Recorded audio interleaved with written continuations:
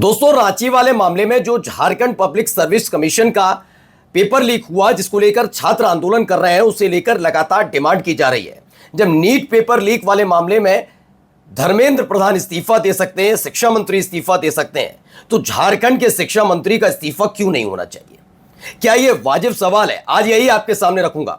कुछ तथ्य ऐसे हैं जिसे बड़े आसानी से आप सर्च भी कर सकते हैं और आसानी से सरल भाषा में पढ़ भी सकते हैं। आज वही आपके सामने दिखाने जा रहा हूं कि क्या यह मांग जायज नजर आ रही है और यह मांग कर कौन रहा है। क्या यह मांग छात्र कर रहे हैं या फिर बीजेपी और गोदी मीडिया? सवाल नंबर एक ये है। फिर यह कहा गया कि जिस तरह से जंतर मंतर पर छात्रों के साथ बर्बरता हुई, उसमें अमित शाह का इस्तीफा मांगा जा रहा है, तो क्या झारखंड में यानी रांची में जो छात्रों के साथ हुआ उस पर झारखंड के गृह मंत्री का इस्तीफा नहीं मांगना चाहिए? वहां क्यों नहीं मांग रहे हैं? तो ये इस्तीफा मांग कौन रहा है? अमित शाह से इस्तीफा कौन मांग रहा है और कौन झारखंड के गृह मंत्री का इस्तीफा रांची में छात्रों के साथ हुई लाठीचार्ज पर मांग रहा है? वो तमाम चीजें आज आपके सामने रखूंगा। इसी के साथ साथ आज आपको दिखाऊंगा ये मांग क्या वाकई जायज है या फिर सिर्फ ये एक पॉलिटिकल पार्टी, एक सरकार को बचाने का तौर तरीका है। क्या वाकई छात्रों की डिमांड शुरुआत से ये रही कि झारखंड के शिक्षा मंत्री इस्तीफा दें, झारखंड के मुख्यमंत्री इस्तीफा दें? और क्या दिल्ली में जो प्रदर्शन शुरू हुआ था मोदी सरकार के खिलाफ, उन छात्रों की डिमांड क्या थी? ये डिमांड अपनी तरफ से क्यों थोपी जा रही है, एक एक चीज आज आपको समझाऊंगा सिलसिलेवार तरीके से। नमस्कार, मैं हूं प्रज्वल गौतम और आप देख रहे हैं खबर चौक। सबसे पहले आपको बता दें कि जो धर्मेंद्र प्रधान का इस्तीफा हुआ वो नीट परीक्षा पेपर लीक मामले में हुआ। नीट की जो परीक्षा कराई जाती है वो एनटीए यानी नेशनल टेस्टिंग एजेंसी के तहत कराई जाती है, जो सीधे एचआरडी मिनिस्टर के अंतर्गत आता है, यानी कि उस समय के धर्मेंद्र प्रधान और अब प्रहलाद जोशी ये मंत्री है। खैर, इस पर हम बाद में आएंगे, लेकिन सबसे पहले आप समझिए कि इस देश के बड़े बड़े एंकर, छात्र नहीं कह रहा हूं, सुन लीजिएगा, शुरुआत से झारखंड में रांची में प्रदर्शन कर रहे छात्रों ने अब तक झारखंड के शिक्षा मंत्री का इस्तीफा नहीं मांगा। क्यों नहीं मांगा? क्योंकि वो पढ़े लिखे हैं, क्योंकि उनको पता है जेपीएससी किसके अधीन आती है, क्योंकि उनको पता है कमी कहां पर है। ये छात्रों की डिमांड है कि जेपीएससी वाले मामले में जो उनकी डिमांड है उसे पूरा किया जाए, उसे पूरा किया जाए। सीबीआई जांच की मांग की जा रही है। किसकी? सीबीआई जांच की मांग की जा रही है, पहला। दूसरा, पेपर रद्द वाला मामला था वो झारखंड की सरकार ने कर दिया है, लेकिन ये आखिर शिफूगा क्यों उठ रहा है कि झारखंड के शिक्षा मंत्री को बिल्कुल धर्मेंद्र प्रधान के तर्ज पर इस्तीफा देना चाहिए? तो ये भारतीय जनता पार्टी की मांग है।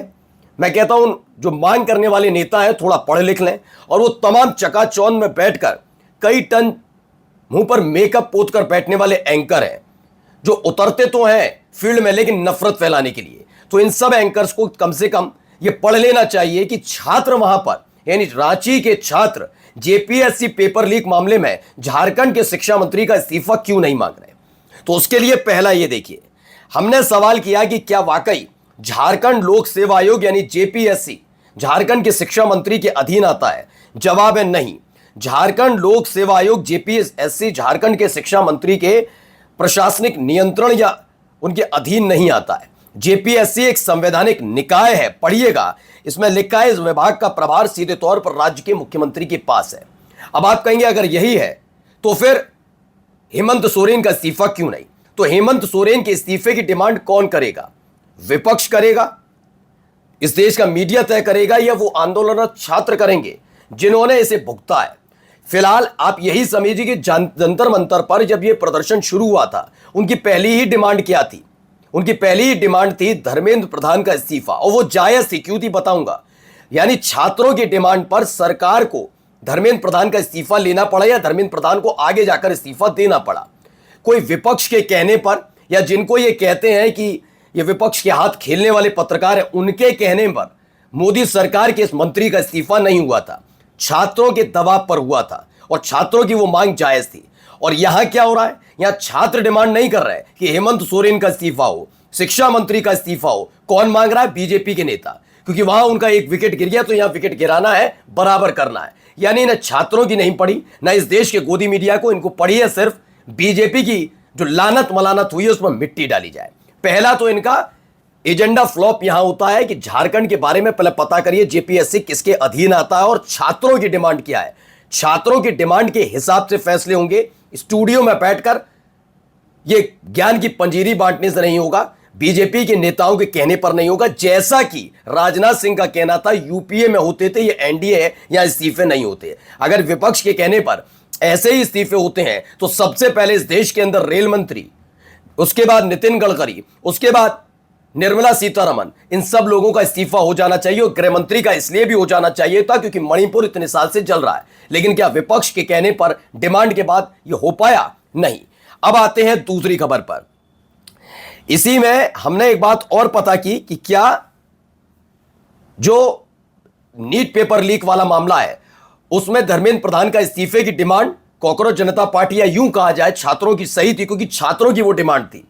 तब राहुल गांधी आए, फिर अखिलेश यादव आए, इनकी डिमांड होने के बावजूद भी मैंने तब भी कहा था कि छात्रों की डिमांड सबसे ज्यादा जरूरी है। छात्र क्या चाहते हैं, ये पॉलिटिकल पार्टियां क्या चाहती हैं, जरूरी नहीं। पढ़िए, फिर हमने पूछा क्या नीट पेपर कंडक्ट कराने वाली एनटीए, जिसके पेपर लीक हुआ था एनटीए से, वो क्या एचआरडी मिनिस्ट्री यानी कि केंद्र सरकार के शिक्षा मंत्रालय के अंतर्गत आती है? तो ने कहा हां, नेशनल टेस्टिंग एजेंसी एचआरडी मंत्रालय के अंतर्गत ही आती है। इसका नाम बदल दिया, शिक्षा मंत्रालय कर दिया, खैर नाम बदलना इनका आदत है, वो उन्हीं के अंतर्गत आती है। यानी कि धर्मेंद्र प्रधान का इस्तीफा इस मामले में बिल्कुल ठीक था और छात्रों की डिमांड जंतर मंतर पर ठीक थी। अभी रांची में ऐसे इस्तीफे की डिमांड नहीं हुई है। दूसरा, यह बात फिर उठी कि अगर वहां पर लाठीचार्ज हुआ जंतर मंतर पर, जिस तरह का बर्बरता हुई सबने देखा, पैलेट गन तक चली, जिसकी वजह से अब तक इस देश के गृह मंत्री 21वीं सदी के जिस तरीके से बनाया गया गोदी मीडिया की तरफ से कि 21वीं सदी के ये सरदार वल्लभ भाई पटेल हैं, लोह पुरुष हैं, वो अब तक नहीं आ पाए हैं।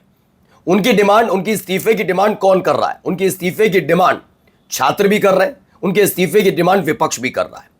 लेकिन क्या इस्तीफा हो गया? नहीं हुआ। लेकिन बिलबिलाहट गोदी मीडिया में इसी बात की है कि वहां के गृह मंत्री का क्यों इस्तीफा नहीं हो, जब रांची में भी कुछ ऐसा ही हुआ। बिल्कुल सही है, मैं भी कहता हूं इस्तीफा होगा, लेकिन तब जब छात्र चाहेंगे। आपका कोई पत्रकार कुटाई खाकर नहीं आया, आपके पत्रकारों के साथ कोई बदसलूकी नहीं हुई। नाश्ता, शाही नाश्ता खाता हुआ एक व्यक्ति जो नियम कायदे कानून तोड़ता है, उसे जब पुलिस पूछताछ के लिए ले जाती है तो उसे बहुत बड़ा बना दिया जाता है। जब वहां आंदोलनरत छात्र जंतर मंतर पर आपके स्टूडियो में बैठकर फैलाई जा रही गंदगी पर आपके ग्राउंड रिपोर्टर से बदसलूकी करते हैं तो उसे आप लिंचिंग शब्द का इस्तेमाल करते हैं। लेकिन जब यहां पर छात्रों को पीटा जाता तब आपकी आत्मा नहीं दुखती। तो यह डिमांड आपके कहने से पूरी नहीं होगी। गोदी मीडिया का काम ही है कि आत्मा बेचकर सरकार की चाटुकारिता करना। अमित शाह की कुर्सी को बचाने की जिम्मेदारी इनको दी गई है। मैं फिर कहता हूं कि झारखंड में अगर गृह मंत्रालय जो संभाल रहे गृह मंत्री हेमंत सोरेन, अगर उनके इस्तीफे की डिमांड की जाएगी तो आपका अपना चैनल खबर चौक इस पर मोहर लगाए। बिल्कुल मैं भी कहूंगा कि छात्रों की डिमांड मानी जाए। क्यों बीजेपी की मानी जाए और क्यों मानी जाए गोदी मीडिया की? अब इन सब के बीच डिबेट के दौरान आप कुछ और डिबेट देखेंगे जिसमें बताया जाएगा अगर ऐसा है तो सीबीआई किसके अंतर्गत आती है। ये अब अलग अलग सिफूगा छेड़ा जा रहा है सब गोदी मीडिया की तरफ। नाम बता देते, रूबी क्या लियाकत आजकल ज्यादा कर रही है। सीबीआई किसके अंतर्गत आती है? आप तो सीबीआई कहते हैं, ईडी इनकम टैक्स विभाग, तो आपने सीबीआई इनकम टैक्स विभाग, सीबीआई इनकम टैक्स विभाग या ईडी की तरफ से विपक्षियों पर की जा रही कार्रवाई को खुली आंखों से देखा होगा। आम आदमी पार्टी के राज्यसभा सांसद के घर पर छापेमारी होती है, उसके खिलाफ कार्रवाई शुरू होती है और तीसरे ही दिन बीजेपी ज्वाइन कर लेते हैं। तो यह अद्भुत करिश्मा नहीं हो सकता। लेकिन इसमें भी एक चीज समझनी होगी कि वाकई सीबीआई गृह मंत्रालय के अंतर्गत नहीं आती, ईडी नहीं आती और इनकम टैक्स विभाग नहीं आता। लेकिन क्या आपने कभी भी इस तरह की कार्रवाई के बाद अमित शाह के इस्तीफे की डिमांड विपक्ष की तरफ से सुनी? नहीं सुनी। क्योंकि मुझे लगता है कि इस दौर में विपक्ष ज्यादा पढ़ा लिखा है। बीजेपी के नेताओं को पढ़ने लिखने की जरूरत है और बीजेपी के नेताओं से ज्यादा जरूरत है इस देश के गोदी मीडिया को पढ़ने की। हमने इसको भी सर्च किया, सीबीआई आती है गृह मंत्रालय के अंतर्गत? उन्होंने कहा नहीं, यह सीधे प्रधानमंत्री पीएमओ यानी प्रधानमंत्री की जिम्मेदारी है, सीबीआई उन्हें रिपोर्ट करते हैं। फिर हमने ईडी के बारे में भी पूछ लिया। टेक्स्ट हमें मालूम है लेकिन हम जानबूझकर आपके सामने दिखा रहे हैं कि आप भी समझिए। प्रवर्तन निदेशालय यानी ईडी गृह मंत्रालय के अंतर्गत नहीं आता, ये भारत सरकार के वित्त मंत्रालय के अंतर्गत आता है, यानी निर्मला सीतारमन वाला जो राजस्व विभाग वाला अधीन है उसमें आता है। ये देखिए एक और वित्त मंत्रालय, ये फाइनेंस मिनिस्ट्री, राजस्व विभाग नहीं, सॉरी वित्त मंत्रालय, ये इनकम टैक्स विभाग। इनकम टैक्स विभाग गृह मंत्रालय के अंतर्गत नहीं आता, ये भारत सरकार के वित्त मंत्रालय के अधीन काम करता है। लेकिन कभी इन तीनों की तरफ से, ईडी, सीबीआई या इनकम टैक्स विभाग की तरफ से की गई कार्रवाई पर आज तक आपने सुना कि गृह मंत्री का इस्तीफा मांगा गया हुआ हो तो बताइएगा। नहीं मांगा गया, क्योंकि मुझे लगता है इस दौर में विपक्ष पढ़ा लिखा है। बीजेपी के नेताओं को होमवर्क की जरूरत है। आप खुन्नस सिर्फ इस बात की निकाल रहे हैं कि जिस बात पर आप अटक रहे कि आपके यहां इस्तीफे नहीं होते, एक झटके में इस्तीफा गिरा, वो भी छात्रों की डिमांड पर, विपक्ष की डिमांड पर नहीं, किसी पत्रकार की डिमांड पर नहीं।